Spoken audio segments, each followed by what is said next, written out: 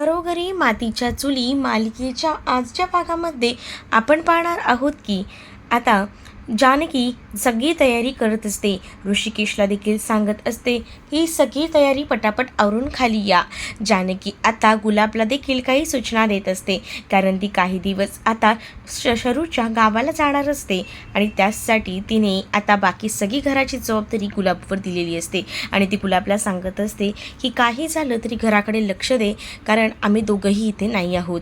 तर गुलाब देखील हो वहिनीसाहेब तुम्ही काळजी करू नका, मी आहे घरात, मी लक्ष देतो असं देखील म्हणू लागतो. तेवढ्यातच ऋषिकेश खाली आलेला असतो, तर ऋषिकेशच्या फोनवर फोन येतो. मग ऋषिकेश कॉल रिसीव्ह करतो. तर आता ऐश्वर्याने दुसऱ्या नंबरवरनं ऋषिकेशच्या फोनवर फोन केलेला असतो आणि म्हातारीच्या आवाजात ऋषिकेशसोबत बोलत असते. ऋषिकेशला म्हणत असते की हॅलो हॅलो बोला ना, मी ना पार्वती आहे का तिकडे, असं बोलू लागल्यावर ऋषिकेश विचारतो कोण पार्वती. त्यावर मी पार्वतीची मैत्रिणी शकू बोलते, मला ना तिच्याशी भेटायचं आहे, बोलायचं आहे. त्यावर मात्र आता ऋषिकेश सांगत असतो की हा रॉंग नंबर लागलेला आहे. आणि त्यानंतर आता ऋषिकेश म्हणतो की तुम्हाला ज्या पार्वतीला भेटायचं आहे ती पार्वती आता नाही आहे, असं देखील तो आता म्हणू लागतो आणि फोन ठेवतो. त्यानंतर आता इथे उभी असणारी जानकी त्याला विचारते कोणाचा फोन आला होता. तर जानकीला ऋषिकेश सांगतो अगं फोन आला होता तो म्हणजे शकूचा, शकू करून कोणतरी होते आणि त्यांना पार्वती हवी होती, आपल्याकडे कुठे कोण पार्वती आहे. त्यावर जानकी म्हणते तुम्ही विसरताय का, तुमच्या आईचं नावसुद्धा पार्वतीच आहे ना. हे ऐकल्यानंतर आता मात्र ऋषिकेशला धक्काच बसतो. ऋषिकेश म्हणतो अगं आईचं नावाबद्दल आता कशाला कोण कोण विचारायला येणार आहे, तसंही तुला माहिती आहे ना आता आई या जगात नाही आहे, किती दिवस झालेत, मग आईबद्दल कोण कशाला विचारणार आहे आणि आईची मैत्रीण कशाला येईल विचारपूस करायला. त्यावर मात्र आता जानकी म्हणू लागते की जाऊ दे तो विषय, तुमचं आवरून झालं आहे का, आपल्याला निघायचं आहे आणि तसंही मी गुलाबलासुद्धा आपल्या घराकडे लक्ष द्यायला सांगितलं आहे, चला झालं असेल तर निघूया. तेवढ्यातच शरूचा फोन जानकीच्या फोनवर येतो आणि म्हणूनच जानकी म्हणत असते की चला हा बघा वनसनचा फोनसुद्धा येतो आहे. आणि त्यानंतर मुद्दामून आता जानकी ऋषिकेशचं कौतुक करत असते आणि ऋषिकेशला म्हणत असते की आज खरंच खूप छान दिसताय, हँडसम दिसताय. त्यावर गुलाब देखील ऋषिकेशचं कौतुक करत ऋषिकेशला म्हणत असतो की हो खरंच तुम्ही खूप छान दिसता आहात. त्यानंतर आता तिघही जण जायला निघतात. तर इकडे वरतून तिघही जण बघत असतात की आता इकडनं जानकी आणि ऋषिकेश गेले आहेत का. जानकी ऋषिकेश गेलेत हे कळल्यानंतर ऐश्वर्याला अख्खं मैदान साफ होऊन जातं आणि ती आता म्हणत असते की काही झालं तरी आता आपल्याला जे करायचं आहे ते आता या दिवसातच साध्य करायचं आहे. तेवढ्यातच आता गुलाबला हँडल करायचं काम सारंगने घेतलेलं असतं. सारंग तिकडे येतो आणि गुलाब बाहेर झाडं कापत असतो. तेवढ्यातच सारंग गुलाबला म्हणत असतो की तुला नानासाहेबांनी जे काम दिलं होतं ते काम केलंस का, विचारतो कोणतं काम करायचं होतं. तर सारंग म्हणतो अगं अरे नानासाहेबांनी तुला गुलाबाची फुलं आणायला सांगितली होती, तीसुद्धा एकदम फ्रेश. त्यावर आता लगेचच गुलाबच्या लक्षात येतं की हो हो मला फुलं आणायला सांगितली होती, मी काम करतो, लगेचच तिथल्या मार्केटमध्ये जातो आणि फुलं घेऊन येतो.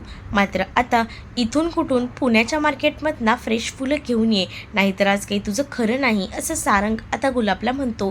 गुलाबला पैसे देऊन सारंग तिकडनं पुण्याला पाठवून देतो. तर इकडे मात्र आता पुन्हा एकदा ह्यांना मैदान साफ होतं.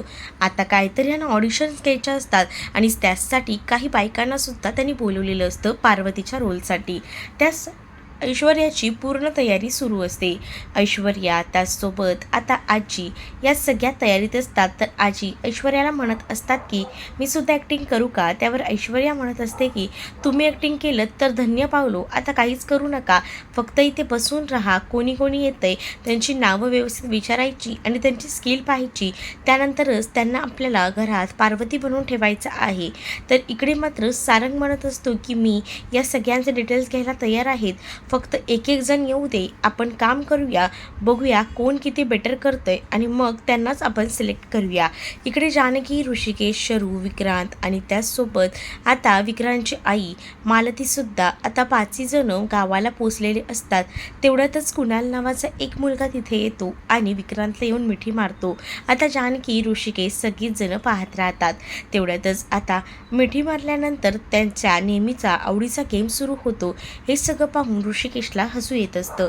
त्याच वेळेला आता शरू विचारते की हा कोण आहे कुणाल, असं देखील विक्रांतला विचारू लागते. त्यावर विक्रांत म्हणतो, माझा एक लहानपणीचा मित्र होता विनू, त्याचा हा मुलगा आहे.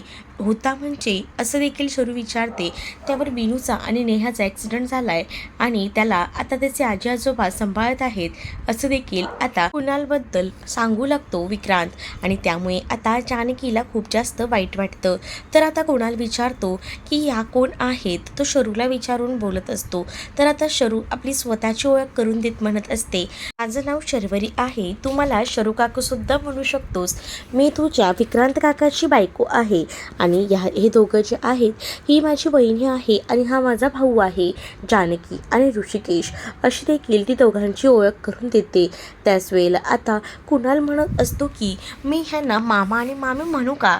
त्यावर आता शरू म्हणत असते की म्हण ना. जानकीला सुद्धा आनंद होतो. जानकी म्हणत असते की हो चालेल ना, आम्हाला मामा मामी म्हटलेलं. त्यानंतर आता जानकी विचार करते, जर ओवीला आणलं असतं ना तर ओवीसुद्धा ह्याच्याबरोबर खेळली असती, या दोघांची छान गट्टीसुद्धा जमली असती, असाच आता जानकी विचार करते. आता जानकी ऋषिकेश घरी जायला निघालेले असतात. तेवढ्यातच आता तो म्हणत असतो की घरात नवीन आलेल्या पाहुण्यांना अशीच एंट्री नसते, आधी देवळात जावं लागतं आणि देवीचा आशीर्वाद घ्यावा लागतो आणि मगच घरी प्रवेश करायचा असतो, असं देखील आता कुणाल बोलू लागतो. त्यावर आता इकडे मात्र मालती म्हणत असते की हा बोलतोय ते योग्य आहे. आता काही बायका ऑडिशन द्यायला आलेल्या असतात, तर सारंग प्रत्येकीची नावं लिहून घेत असतो. प्रत्येकजण आपापल्या ॲटिट्यूडमध्येच नावं सांगत असतो आणि ते सुद्धा ॲक्टिंग स्वरूपामध्येच. त्यामुळे आता सारंग तर त्यांच्याकडे एकेकाकडे पाहतच राहतो. एक आजीसुद्धा ऑडिशन द्यायला आलेली असते आणि तिचं नाव ऐकल्यानंतर सारंग तर चकितच झालेला असतो आणि तो म्हणत असतो की काय हे नाव. तेवढ्यातच सगळ्या बायकांची नावं सारंग लिहून घेतो.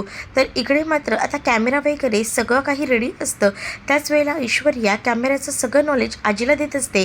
आजी म्हणत असते की मी लहानपणापासून हे सगळं बघते, मला या सगळ्याची सवय आहे, तू काळजी करू नको, मी कॅमेरा अँगल नीट पकडते, बाकी सगळं तू बघ. इकडे आता देवळात गेलेले असतात जानकी, ऋषिकेश, त्याचसोबत कुणाल, शरू आणि विक्रांतसुद्धा.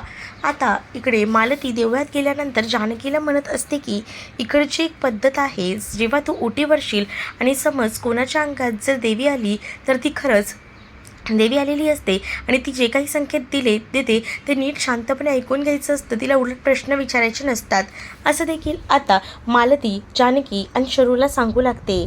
तर आता मालतीचं म्हणणं ऐकल्यानंतर जानकी जी आहे ती देवी आईची ओटी भरते. देवी आईची ओटी जानकीच्या हस्ते भरल्यानंतर तेवढ्यातच एक बाई तिथे आलेली असते आणि तिच्या अंगात देवी आलेली असते. ती बाई तिथे येऊन आता जानकीला बोलू लागते की तुझ्या बाबतीत खूप मोठं भयंकर काहीतरी घडणार आहे, तुझ्यावर देवीची कृपा आहे आणि म्हणूनच तुमच्या जवळची व्यक्ती तुमच्या जवळ येणार आहे, तीसुद्धा भूतकाळातली. हे तुम्ही लक्षात ठेवा, हा मी तुला संकेत देत आहे. आणि तसंही तुला मी सांगते की तुझ्याच जवळची ती व्यक्ती आहे आणि तुम्ही तिला ओळखू नाही पाहणार, पण तुम्ही ओळखायचा प्रयत्न करा, असं देखील आता ती अंगात आलेली देवी जानकीला आणि ऋषिकेशला सांगू लागते. जानकी हे सगळं ऐकल्यानंतर तर चकित होते आणि ती ऋषिकेशकडे पाहतच राहते. तर तुम्हाला हा भाग कसा वाटलाय हे नक्कीच मला कमेंट करून सांगा. आणि त्याचसोबत आता ऐश्वर्या नक्की कोणाचं सिलेक्शन करून पार्वतीला समोर उभा करते आणि त्याचसोबत नवीन पार्वतीची एंट्री झाल्यावर नेमकं मालिकेत काय काय घडतं हे पाहणं देखील तितकंच इंटरेस्टिंग असणार आहे. तुम्ही जर आपल्या चॅनलवर नवीन असाल ना तर चॅनलला नक्कीच सबस्क्राईब करा. चला तर मग भेटूया पुढच्या भागामध्ये. तोपर्यंत टाटा, बाय.